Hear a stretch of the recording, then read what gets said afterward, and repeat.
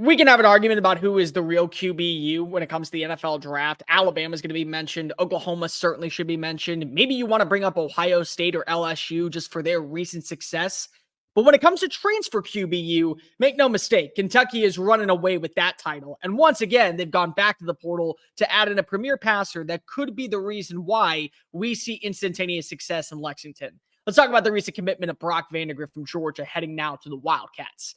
If you are new here, welcome on into the channel. My name is Cole Thompson. I'm a radio show host based in Houston, and I talk college football daily. So if this is the type of content you enjoy, plus coaching searches, the transfer portal, anything going on with bowl games and the national championship, make sure you smash that subscribe button down below. Leave a comment telling me your thoughts on the recent commitment of Brock Vandagriff in Lexington, what he's going to bring to Kroger Field. Tell your friends, your family, every Kentucky fan out there, your mortal enemies, your best of bros, your workout buddy, your entire church congregation, and the drunk dude passed out in a Waffle House parking lot about this channel. Give me a follow on social media at Mr. Cole Thompson. It's the exact same as my YouTube handle. That way, we can continue to talk college football.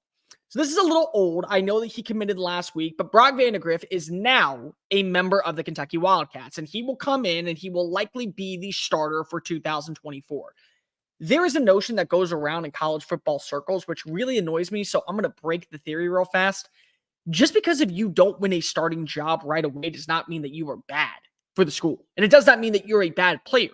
Honestly, when you look at a university like Georgia, it's very hard to get on the field. And it was going to be even harder for a guy like Vandagriff to get on the field, not knowing the status of Carson Beck, also not knowing what you're getting with now number 1 overall recruit Dylan Raiola coming in. There was reasons that maybe he was going to continue to fall down the depth chart. And it's Georgia of all places. Like, there's only one starting quarterback for the 2-time defending national champions. And it unfortunately went to the kid who had been a part of the system a little bit longer. Carson Beck was a good quarterback, but that does not mean that Brock Vandagriff can't be a good passer as well.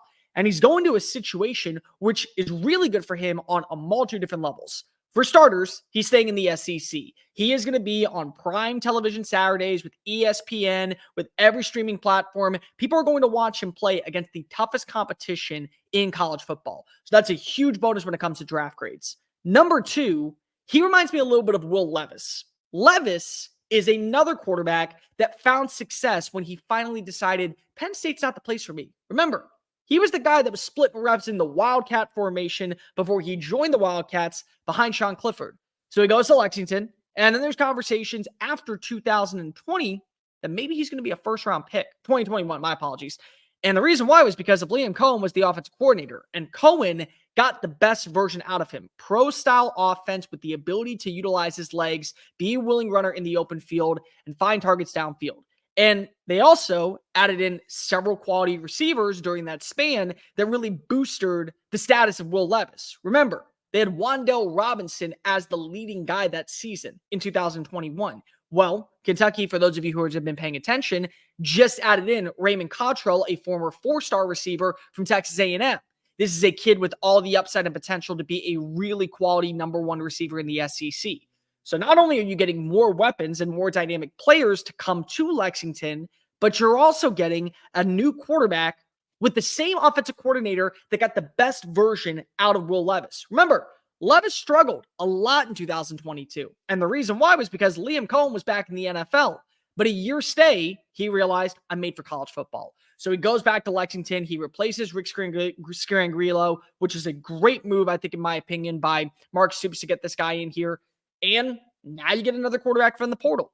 It's a good move. It's a really good move. And more importantly, it's also a good opportunity for him to have to say, I get to build my resume. I don't have to play for the number 1 team in the country for me to be one of the number 1 players on most draft boards. I can be a kid that bolsters his stat line and, more importantly, bolsters his persona and charisma as a starting quarterback. And this feels like kind of a win also for Georgia. Now, many of you might be saying, Cole, why are you talking about Georgia during a Kentucky segment? I am so glad you asked, ladies and gentlemen. Why would Brock Vandagriff enter the transfer portal knowing that Carson Beck has a shot at going to the NFL? Think about it. Now that your brain's wrapped around it, I think we've all come to the same conclusion. there's a good shot that Carson Beck's coming back to Athens for 2024. So now you're going to be looking in the transfer portal for potentially a Gunnar Stockton to leave Athens, and Dylan Raiola is going to have a year to learn exactly what the style of offense Mike Bobo wants to run and the style of play of what you get in Carson Beck to try and emulate that success in 2025. So this kind of feels like a win-win for everybody involved. Vandagriff, a hyper-mobile quarterback that isn't afraid to sling it deep and has the physicality to run in the open field, gets to work in a pro-style offense with a right OC that got the best version of a quarterback who was starting at one point in the NFL and maybe is the future in Nashville. You're also in Athens, likely keeping the quarterback that set the tone, paved the way, and carried you to an undefeated regular season. So really, everyone walks away a winner in this. I am very excited to see what Brock Vandagriff can bring to an offense for the Wildcats. If he can get on the same page, not in the same notion of what Devin Leary did, but even enhance that, double it, turn into Will Levis 2.0, because the body types are very similar and the play style is very similar.